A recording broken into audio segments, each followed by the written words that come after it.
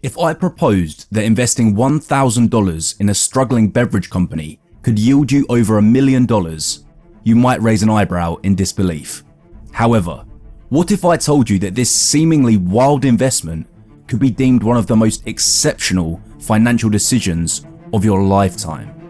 Well, I don't think the founders would have believed me as well. When the Monster Beverage co-founder first tasted a prototype of their first energy drink back in 1995, the only words out of his mouth were, "This is way too sweet." Somehow though, that sweet drink created a multi-billion-dollar publicly traded company and has been seen everywhere, from extreme sports and other adrenaline-pumping activities. So how are two immigrant founders with zero experience in the beverage industry able to build such a wildly successful drinks company? This is the surprising, untold truth of Monster Beverage.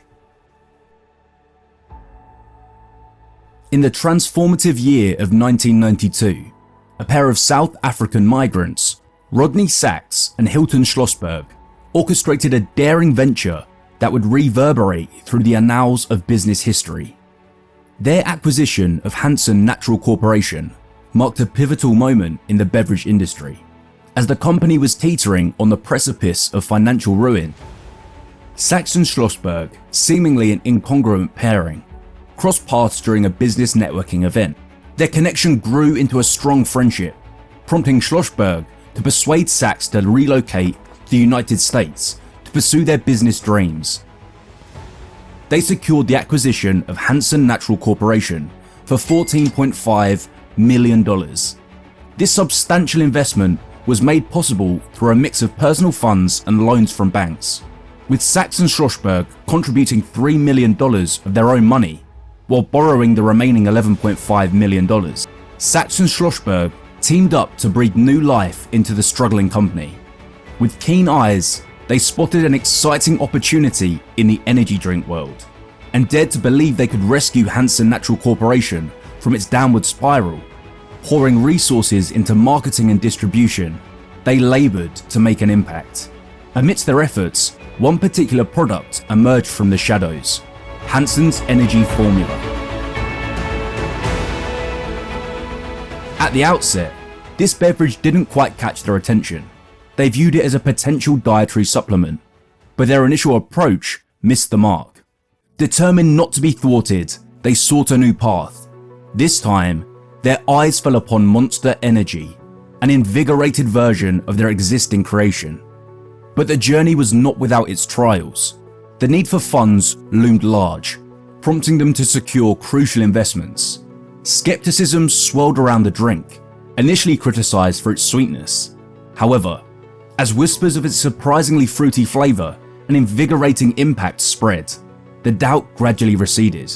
The swell of positive feedback provided the spark needed to reclaim their aspirations. And with newfound confidence and the backing they sought, they unveiled their creation to the world under the banner of Monster Energy, a name they chose to stand out from the competitive energy drink arena.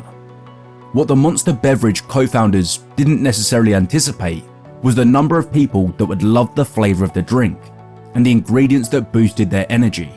At this point, the Monster founders had no idea how big of a company their product would become, but they were beginning to get a sense that they'd hit both a cultural nerve and found a consumer niche, even with Red Bull taking the lion's share of the energy drink market. Monster continued to grow at a rapid pace, despite some critics referring to it as an unfortunate fad. There were plenty who believed that a drink like Monster was simply a passing trend doomed to eventually fail. Yet it wasn't failing.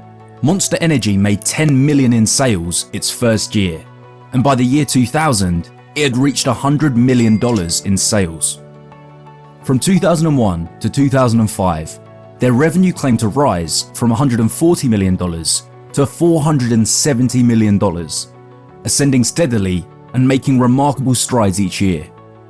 And between 2006 and 2010, their revenue reached unprecedented heights, climbing from $620 million to $1.22 billion, making an era of explosive growth.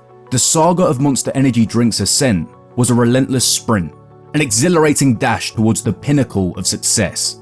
Yet, amidst this breakneck pace, obstacles arose, some unforeseen yet pivotal, casting a shadow over the relentless momentum. However, in the year 2012, Monster Beverage was hit with a lawsuit and alleged the energy drink was to blame due to cardiac arrhythmia. The judge dismissed the case, ruling that there was not sufficient evidence to show the Monster Energy drink was the cause of death. But this opened the floodgates for numerous lawsuits to come, many of which Monster had to settle out of court. By 2013, the FDA began to weigh in on Monster Beverage. They sent a letter to Monster Beverage asking the company to change the way it labels its energy drinks. The FDA was concerned that the labels did not adequately warn consumers about the potential side effects of energy drinks, such as anxiety, insomnia, and increased heart rate. Furthermore, the public was beginning to turn on the company.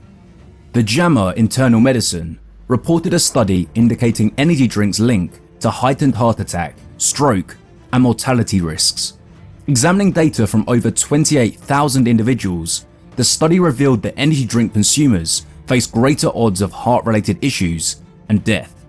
The risk was even higher among those consuming more than one energy drink per day, prompting concerns about health impacts, particularly for the youth and those with pre-existing conditions. Monster Beverage contested the findings, asserting flaws, while some experts supported the study's validity. The intricacy of energy drink safety remains, requiring more research to understand long-term effects. In the interim, moderate consumption and awareness of potential side effects are crucial for consumers. Additionally, the FDA unleashed a consumer update, sounding the clarion call of potential side effects, signaling a watershed moment that altered the very trajectory of the energy drink industry. The legal chronicle marched on with another lawsuit, asserting a 23-year-old man's stroke found its genesis in the embrace of Monster Energy drink. As the pages of time turned, the year 2018 marked a turning point, heralding an era of heightened scrutiny. The FDA's proclamation of an industry-wide investigation sent shockwaves, illuminating the terrain and casting its probing gaze upon none other than Monster Energy drink. In the midst of these unfolding events, Monster Energy drink remained steadfast in steering its own narrative. By addressing safety concerns through strategic marketing, the company managed to position itself successfully, particularly among young adults. Their distinctive brand identity propelled them forward, as evidenced by their increasing profits. Sachs and Schlosberg continued to lead the company, achieving their goals through enhanced marketing and capturing 30% of the energy drink market.